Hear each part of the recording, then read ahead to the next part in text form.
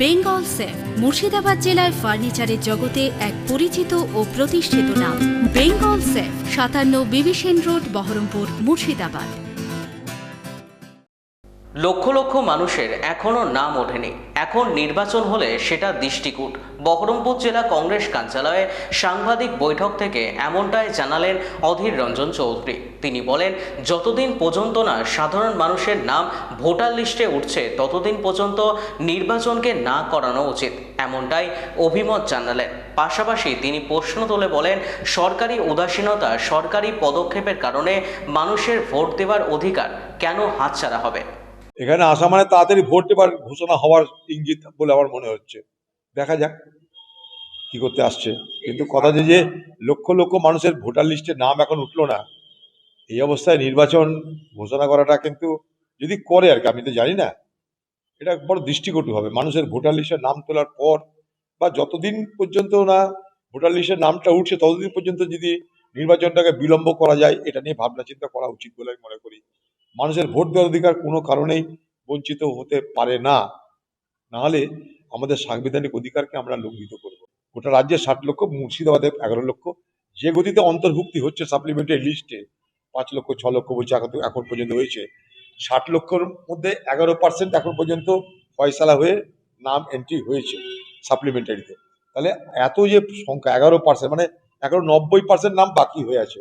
এই সময়ের মধ্যে সেটা যদি না হয় তাহলে ভোট করা না করা তো বেকার। আমার কাছে, আমার বিবেচনায় ভোট দেওয়ার অধিকারকে কেড়ে নিয়ে সরকারি উদাসীনতা, সরকারি পদক্ষেপের ভ্রান্তির কারণে মানুষের ভোট দেওয়ার অধিকার কেন হাতছাড়া হবে? সরকার ভুল করছে, রাজ্য নির্বাচন কমিশন, তাদের এগুলো ব্যর্থতা।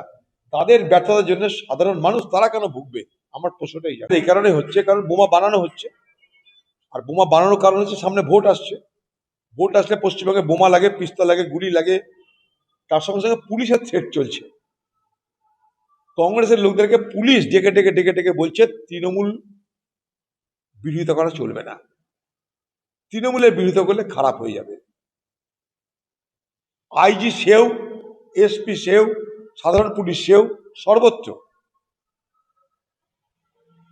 তৃণমূল দলকে রক্ষা করার জন্য পুরো মুর্শিদাবাদের প্রশাসন ময়দানে নেমে গেছে। ক্যাম্পেইন করছে তারা যে কোনোভাবেই যেন তৃণমূল না হারে।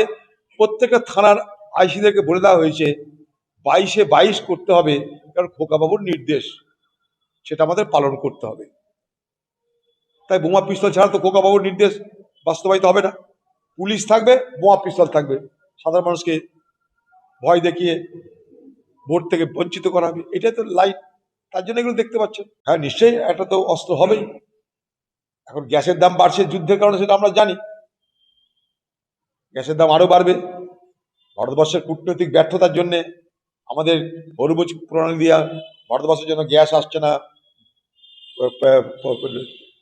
পেট্রোলিয়াম আসছে না, এটা আমরা জানি। এখন যুদ্ধ, সেই যুদ্ধে ভারতবর্ষের অবস্থান সম্পর্কে কংগ্রেস পার্টি প্রত্যেক পক্ষ থেকে সমস্ত কিছু বিস্তারিতভাবে বর্ণনা করা হয়েছে। কংগ্রেস পার্টি বলে দিয়েছে তৃণমূলের অনেক আগে যে ভারতবর্ষের সরকার নরেন্দ্র মোদীর নেতৃত্বে আমেরিকার কাছে আত্মসমর্পণ করেছে। সর্বপ্রথম রাহুল গান্ধী এই বক্তব্য স্পষ্ট করে দিয়েছে। এবং আজ দেশ জুড়ে শুধু পেট্রোল নয়, শুধু গ্যাস নয়, সার আকার লেগে যাবে, সিমেন্টের আকার লেগে যাবে এইরকম চলতে থাকলে। কারণ মধ্যপ্রাচ্য থেকে, ওয়েস্ট এশিয়া থেকে আমাদের দেশে প্রচুর পরিমাণ জিনিস আসে এই হরমুজ স্ট্রেট দিয়ে, হরমুজ প্রণালী দিয়ে, যেগুলো আমাদের অর্থনীতিকে বাঁচিয়ে রাখে।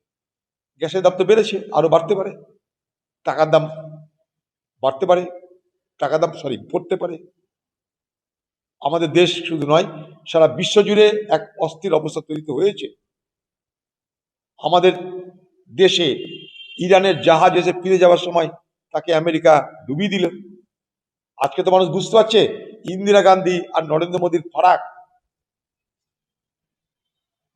তাদের তেজ, সাহস, হিম্মত, দক্ষতার ফারাক তো বুঝতে পারছে।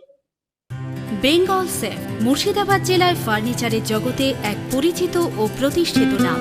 বেঙ্গল সেফ ৫৭ বিবি সেন রোড, বহরমপুর, মুর্শিদাবাদ।